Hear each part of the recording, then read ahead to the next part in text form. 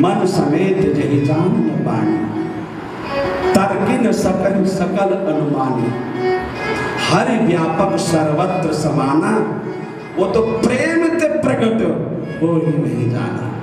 ना वो मन से प्रकट हुआ, ना वो वाणी से प्रकट हुआ, ना वो दौलत से प्रकट हुआ, ना किसी गुण से प्रकट हुआ, ना किसी वैभव से प्रकट हुआ, ना किसी बड़े पद वाले से प्रकट हुआ, गरीब की झोपड़ी में भक्ति से प्रकट हो।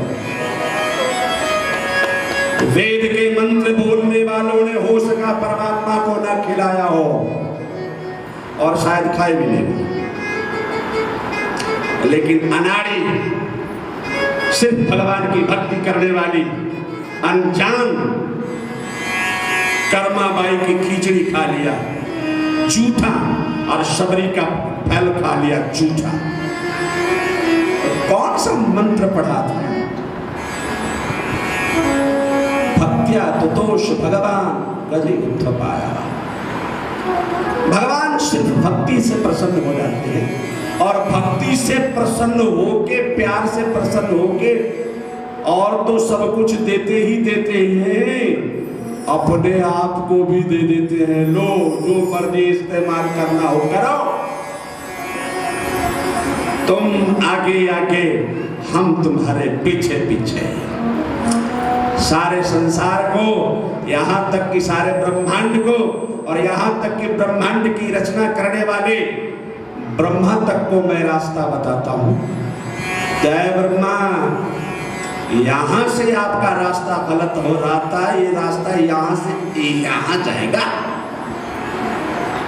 ब्रह्मा तक को रास्ता बताता हूं, लेकिन आज जिसने प्रेम कर लिया, जिसने भक्ति कर लिया, मेरा परमात्मा उसके पीछे पीछे चल रहा है। कितना सुख दे रहा है विश्वामित्र जी को, कितना सुख दे रहा है। परमात्मा आगे आगे नहीं, परमात्मा पीछे पीछे। एक संत को आगे कर दिया है, विश्वामित्र को आगे कर दिया है। प्रभु चल रहे हैं ना, आज्ञाकारी बन के चल रहे हैं। जहां ब्रह्मा भी परमात्मा की आज्ञा के अधीन आते हैं, वो किसी आज्ञा के अधीन हो जाते हैं। वो सिर्फ और सिर्फ प्रेम करने मात्र से। भगवान बोलते हैं, गुरुदेव बड़ी भूख लगी है, मुझे कुछ खाने को दो।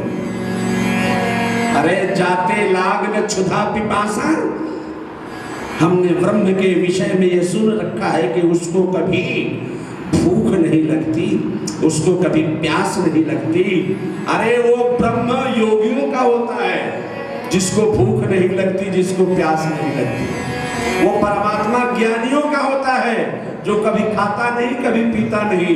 महाराज, हम शरीर धारण किए हैं तो ज्ञानियों के लिए नहीं, योगियों के लिए नहीं, हम अपने भक्तों के लिए। और मानसकार कहते हैं, सो के वाले हे भक्त नहीं त्यागी, धरे वो शरीर प्रणत अनुरागी। सो केवल भक्त नहीं त्यागे, धरे वो शरीर प्रणत अनुरागी। केवल शब्द दिया है, केवल। सो केवल भक्तन हित लागे। मानसकार कहते हैं, मेरा परमात्मा योगियों के लिए नहीं आया, मेरा परमात्मा ज्ञानियों के लिए नहीं आया। क्योंकि ज्ञानी का परमात्मा तो चलता ही नहीं ना, तो जब चलता ही नहीं तो उसके लिए आएगा क्यों? और तो खाता भी नहीं, ज्ञानी का परमात्मा तो खाता भी नहीं। योगियों का तो और भी, वो तो लाइट है, वो तो प्रकाश है, वो तो प्रकाश को खाने की भी जरूरत क्या? हाँ, ज्ञानी के परमात्मा में एक है कि वो सारे जग को खिलाता जरूर है, और ज्ञानी कहता है कि भाई वो तो सारे जग को खिलाता है और वो खुद नहीं खाता। भक्त कहता नहीं, वो सारे जग को खिलाता भी है, और हम उसको खिलाएं तो हमारा भी दिया हुआ खा लेता है। हाँ, अब यहाँ पर कुछ तार्किक लोग, तथाकथित विज्ञान के कंधे पे बंदूक चलाने वाले लोग। भगवान नहीं खाता है तो तर्क क्या देते हैं? तर्क क्या देते हैं? तर्क क्या देते हैं कि भगवान खाता है। कैसे पता चले कि भगवान खाता है? हम जितनी रोटियां भगवान को ले जाते हैं तो उतनी ही रोटियां वापस लाते हैं। अरे भाई बैठो, सुनो जरा तुम्हारे दिमाग का कीड़ा ठीक कर दे, क्योंकि ये दिमागी कीड़ा जो है ना वो काटता रहता है, वो कुतरता रहता है, वो परेशान करता है और तर्क देने वाले और गुमराह कर देते हैं। अपना ज्ञान तो है नहीं, बोले हाँ यार भगवान खाता नहीं, वो तो खाली पत्थर है। अरे पत्थर नहीं खाता है लेकिन भगवान खाता है। भाई भगवान के सामने हम इतनी रोटी रखते हैं भोग लगाने के लिए, मानो 10 रोटी रखे तो भगवान खाया होता तो 10 रोटी में 3-4 रोटी कम हो जानी चाहिए थी ना, और तब तो पता पड़ता कि भगवान ने खा लिया।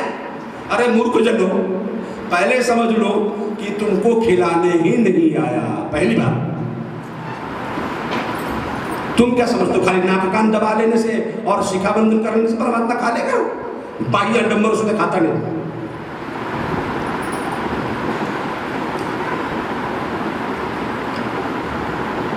ऐसे नहीं खाएगा। एक तो तुम्हें खिलाने नहीं आया, और परमात्मा खाता है तो ध्यान रखना, प्रभु के आगे तुमने रोटियों का भोग लगाया और रोटियां कम पड़ गई और तब तुमने समझ लिया कि परमात्मा ने खा लिया, तो तुमसे बड़ा मूर्ख कोई होगा नहीं।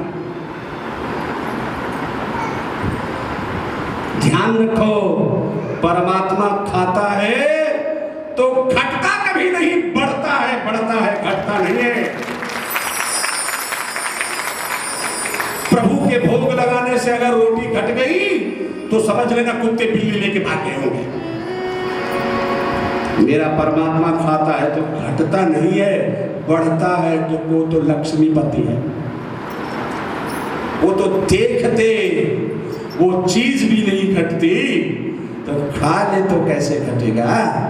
ये तर्क तो तुम्हारा पहले ही कमजोर है।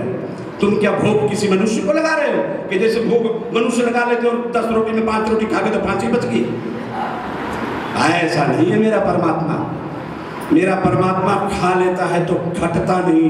ये परमात्मा की पहली निशानी है, लक्षण है कि प्रभु खाते हैं तो घटता ही नहीं, बढ़ता है।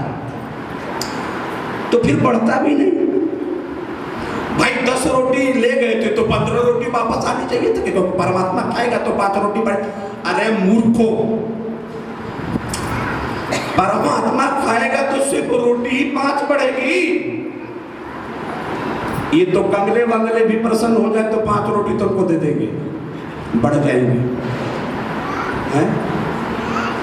परमात्मा खा ले तो सिर्फ 5 ही रोटी बढ़ेगी कि 5 जीवन तुम्हारा सुधर जाएगा।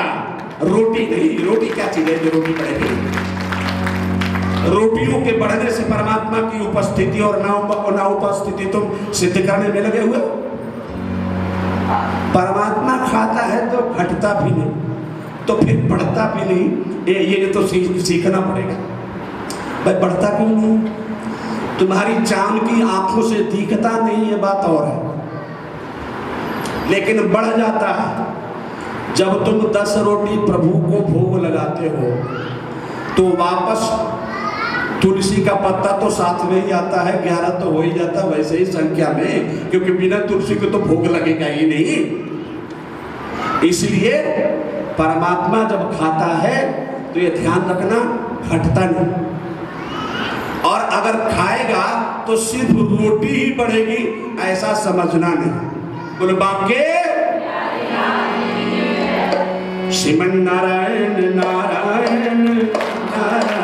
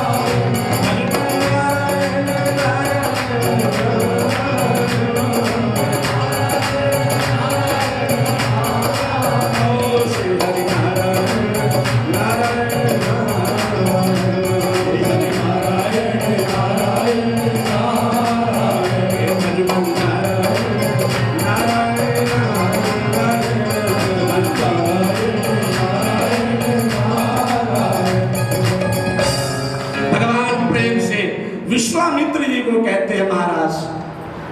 अरे राघव, तुम्हें भूख लग रही है? महाराज, भूख नहीं लगती ज्ञानियों के परमात्मा को। मैं तो भक्तों का भगवान बन के आया हूँ, और अगर मैं चल रहा हूँ तो मुझे भूख भी लगेगी, वरना हम तो चलते भी नहीं। फिर मुझे चलने की भी जरूरत क्या थी? फिर तो ए बिन पद चलई सुनई बिन काना, बिन पद चलई सुनई बिन काना, बिन पद चलई बिन काना, कर बिन कर्म करई विधिनाना, आनंद रहित सकल रस भोगी, भोगी बिन पानी बखना बल जोगी। सारा अलौकिक करनी है, जो महिमा अमित जाई नहीं भरनी। मेरे परमात्मा का इतना अमित महिमा है, अनंत महिमा है कि कहां तक वर्णन करूं और कैसे वर्णन करूं समझ में नहीं आता। विश्वामित्र जी को कहते हैं, महाराज जब आप हमें बोल रहे हो ना कि मुझे भूख नहीं लगती, तो जो भूख नहीं लगने वाली जो बात है ना, तो वो मैं आप वाला नहीं हूँ, मैं अपने प्रभु वाला नहीं हूँ, मैं तो ज्ञानियों वाला हूँ। और ज्ञानियों के परमात्मा को भूख नहीं लगती तो फिर वो चलता भी नहीं। और मैं आपके सामने चल रहा हूँ तो मुझे थकावट भी होगी, फिर मुझे आराम भी चाहिए, फिर मुझे भूख भी चाहिए। भूख लगती है तो भोजन भी चाहिए।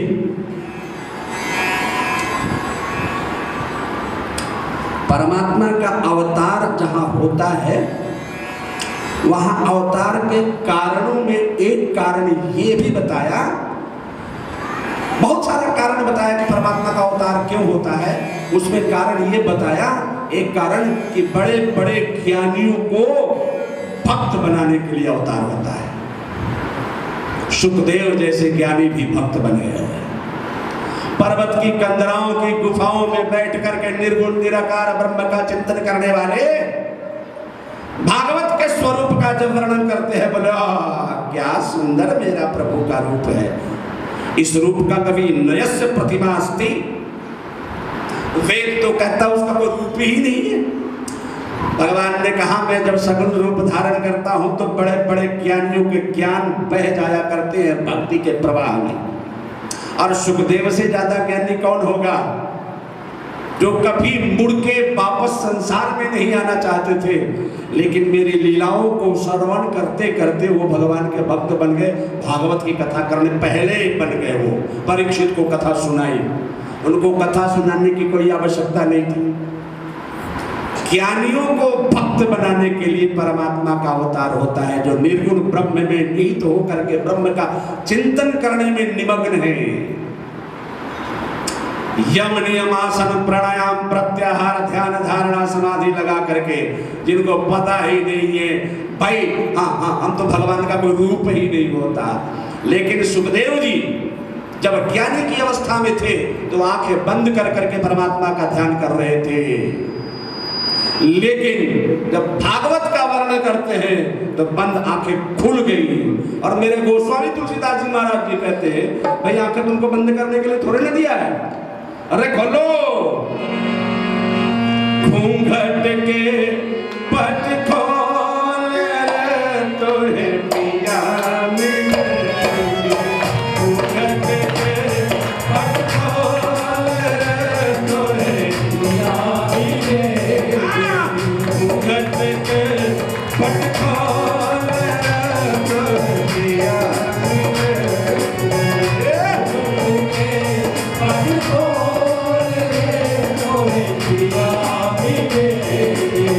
पिया मिलेंगे तो है पिया मिलेंगे,